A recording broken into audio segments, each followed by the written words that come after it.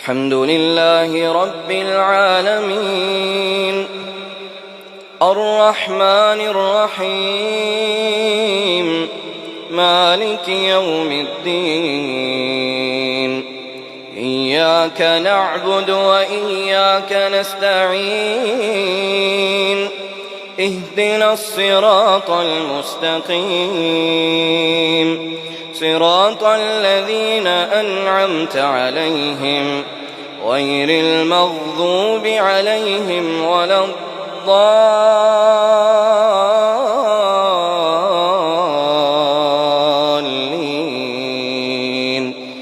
آمين.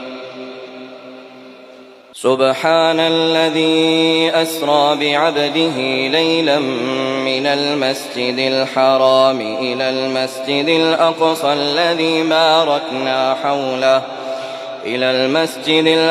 الذي باركنا حوله لنريه من آياتنا إنه هو السميع البصير.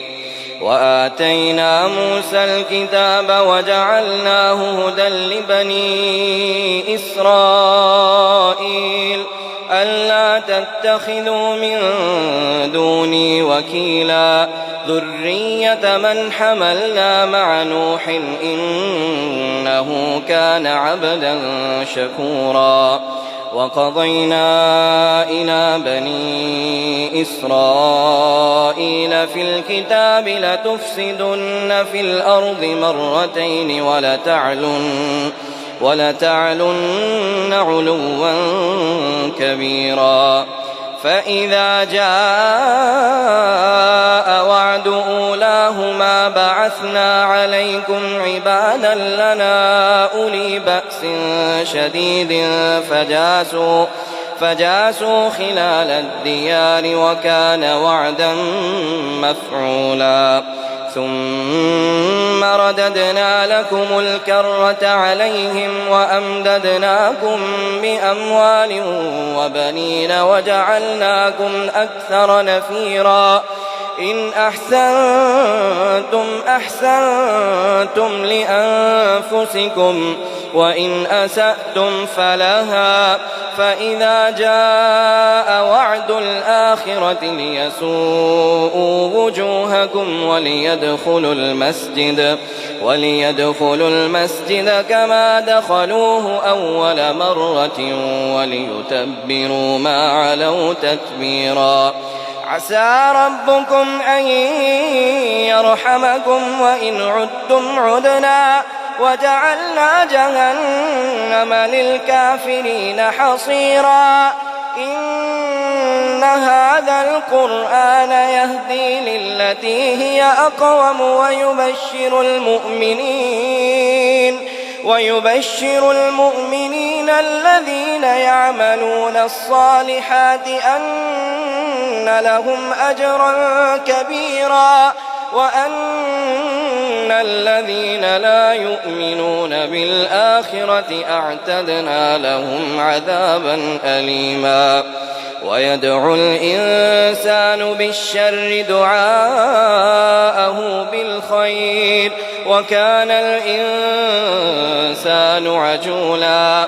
وجعلنا الليل والنهار آيتين فمحونا آية الليل وجعلنا آية النهار مبصرة لتبتغوا فضلا من ربكم ولتعلموا عدد السنين والحساب وكل شيء فصلناه تفصيلا. وكل إنسان ألزمناه طائره في عنقه ونخرج له يوم القيامة كتابا يلقاه منشورا. اقرأ كتابك كفى بنفسك اليوم عليك حسيبا. من اهتدى فإنما يهتدي لنفسه ومن ضل فإنما يضل عليها ولا تزر وازرة وزر أخرى وما كنا معذبين حتى نبعث رسولا وإذا أردنا أن نهلك قرية أمرنا متر فيها ففسقوا فيها فحق عليها القول فدمرناها تدميرا وكم أهلكنا من القرون من بعد نوح وكفى بربك بذنوب عباده خبيرا بصيرا من كان يريد العاجلة عجلنا له فيها ما نشاء لمن نريد ثم جعلنا له جهنم يصلاها مذموما مدحورا ومن أراد الآخرة وسعى لها سعيها وهو مؤمن فأولئك كان سعيهم مشكورا كلا نمد هؤلاء وهؤلاء من عطاء ربك وما كان عطاء ربك محظورا انظر كيف فضلنا بعضهم على بعض وللآخرة أكبر درجات وأكبر تفضيلا لا تجعل مع الله إلها آخر فتقعد مذموما مخذولا.